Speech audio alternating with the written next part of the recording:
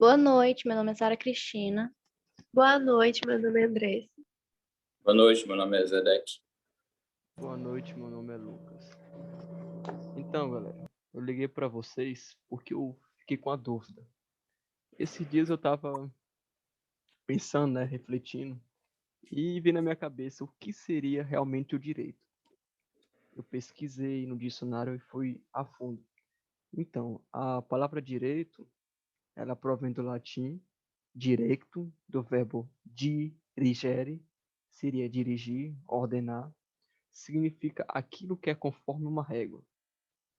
É, desde a formação dos primeiros grupos, surgiu a necessidade dos regramentos de convivência, mesmo que de forma esparsa e sem muitas formalidades. O direito seria um conjunto de preceitos, regras e leis, com as respectivas sanções que serão adotadas para solucionar os conflitos da sociedade. Na antiguidade, chega a famosa e sintética definição de Celso: direito é a arte do bom e do equitativo. Equitativo seria uma virtude, uma apreciação e um julgamento justo. E o que vocês acham? O que seria direito?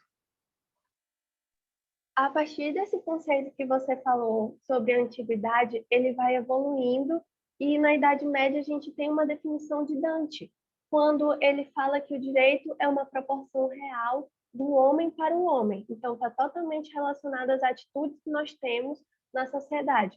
Quando nós conservamos o direito nas nossas atitudes, nós conservamos a nossa sociedade.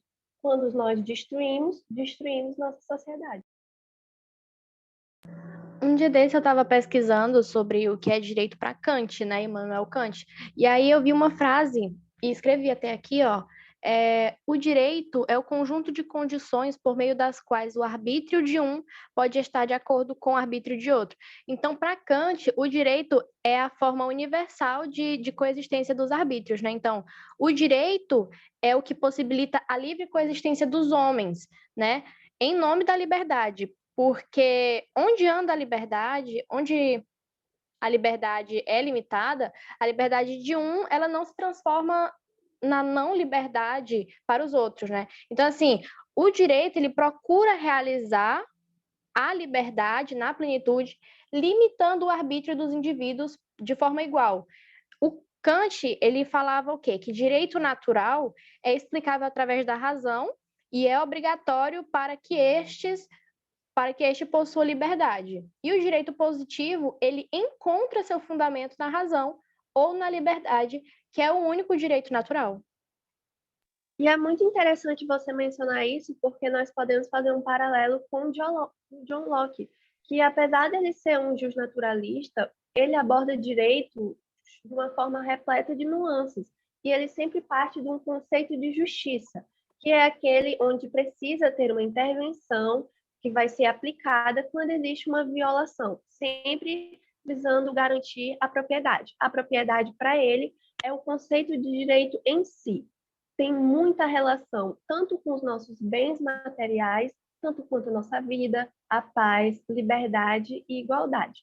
Para ele, precisa ter um contrato social para que tenha um consentimento com a população como um todo, para que sejam anulados a cobiça e o acúmulo para uma pessoa ou para outra na ação de apenas um indivíduo, para que não tenha um estado de guerra, como ele fala. Então, dessa forma, ele fundamenta uma preservação dos direitos individuais sem atrapalhar nos direitos coletivos.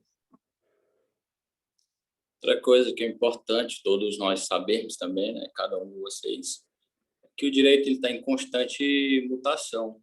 Por que em constante mutação? Porque ele sempre tenta se adequar nos conflitos da sociedade. Então, ele necessita de ajustes e adequação dioturnamente, seja no habitat, nos critérios, nas normas, nas causas, entendeu, desses conflitos. Então, é muito importante destacar esse ponto dentro do direito. Se a gente for pesquisar cada um de nós formos pesquisar o direito na internet, ele vai dizer que o direito ele deve acompanhar a sociedade mas eu acho que todos nós sabemos que o direito não funciona dessa forma, até porque os conflitos eles são demais, né, para o direito de acompanhar, porque, no meu entendimento, a sociedade sempre está um passo à frente e o direito sempre está um passo atrás sobre as causas da sociedade. Então, podemos dizer que sempre a sociedade vai acontecer algo e o direito deve acompanhar ela, entendeu? Então, ele sempre está atrás. E, nesse sentido, nós podemos citar as nossas leis de hoje. As leis de tempos atrás, por exemplo, elas não servem para hoje, porque nós temos novos conflitos. Por exemplo, as leis de hoje, nesse sentido, todos nós conhecemos algumas, daqui a uns anos, décadas, elas não poderão mais servir para um futuro próximo, entendeu?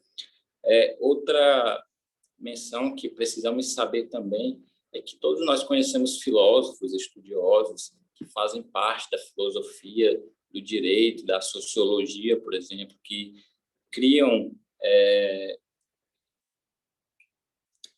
vários critérios, né, através para que possamos saber mais.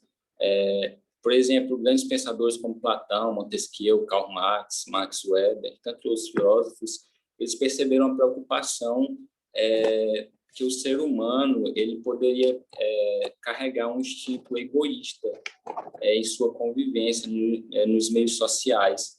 Então, eles criaram e perceberam que nós necessitamos de núcleos sociais e critérios de convivência para poder nós vivermos em sociedade.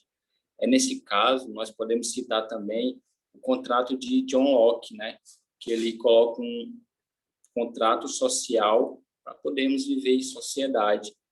Aí, esse contrato, um resumo dele, é que o homem ele vivia num estado natural, livre, onde não havia organização pública nem social. Por exemplo, não existia um Estado para ele seguir alguma norma, alguma lei. Viviam livres dentro dessa sociedade. O problema é que, nesse caso, não existia um juiz para finalizar se todos desfrutam dos direitos naturais.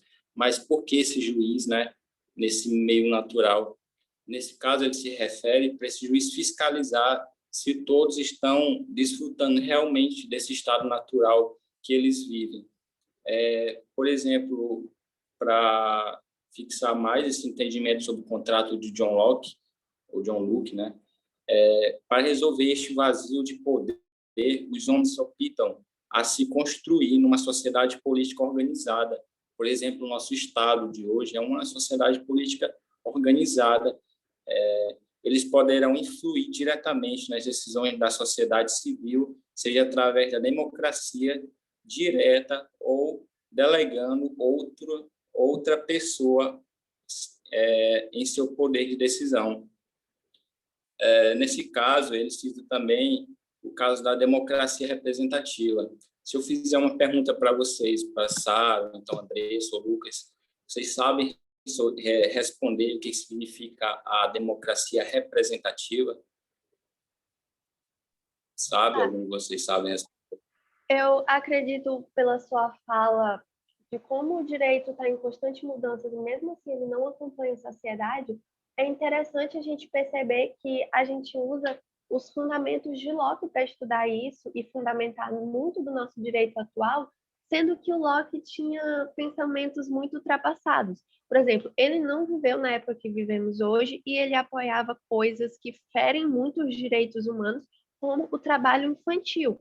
Mas mesmo assim, a gente tem que tentar esquecer um pouco dessa visão dele e pautar na nossa vida atual. Quando ele fala sobre o estado de natureza, é basicamente, nós sempre temos um certo tendência para cobiça e para o acúmulo quando as coisas não vão do lado que queremos. Então, quando nós não recebemos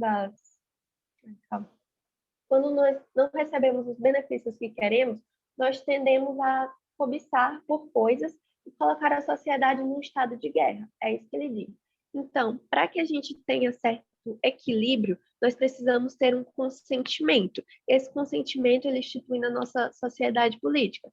Basicamente, nós precisamos de um juiz, seja ele um magistrado ou como a gente faz na nossa própria democracia representativa. Nós escolhemos um representante. Esse representante vai fundamentar a preservação dos nossos direitos individuais e permanecer que eles sejam aplicados para a sociedade inteira.